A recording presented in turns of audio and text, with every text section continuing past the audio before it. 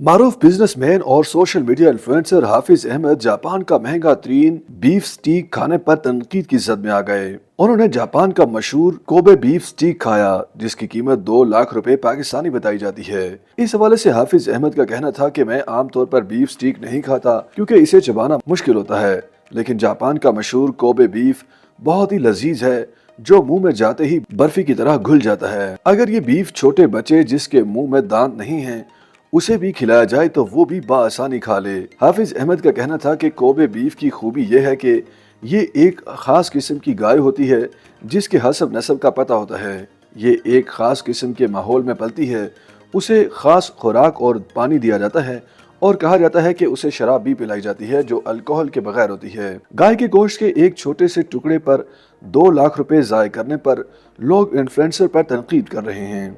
सारिफीन का कहना है कि ये फजूल खर्ची है, जबकि चंद सारिफीन का कहना था कि यह हमारे 1 साल की कमाई है जिसे आपने एक तजुर्बे में ज़ाय कर दिया। एक सारिफ ने लिखा कि अगर ये पैसे किसी गरीब को दे देते तो ज्यादा बेहतर था। सोशल मीडिया सारिफीन हाफिज अहमद से खुश नहीं हैं। एक सोशल मीडिया सारिफ ने लिखा कि ऐसा लगता है कि हाफिज अहमद पाकिस्तान को नीचा दिखाना पसंद करते हैं क्योंकि वो हमेशा दूसरे ममालिक की तारीफ करते हैं और पाकिस्तान के बारे में बुरा भला कहते हैं। सारिफ का कहना था कि अपने मुल्क को बुरा भला ना कहा करें।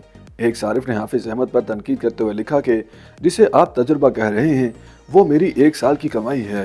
हाफिज अहमद पाकिस्तानी मशहूर शख्सियात के इंटरव्यूज करने के बाद एक पॉडकास्टर के तौर पर मशहूर हुए हैं। अलावा अजीम वो अमेज़ॉन स्पेशलिस्ट भी हैं। उन्होंने सन 2012 से अमेज़ॉन पर काम करना शुरू किया था और अब तक 500 से ज़्यादा प्रोडक्ट्स लॉन्च कर चुके हैं। उनका ताल्लुक पंजाब के शहर भावलपुर से है।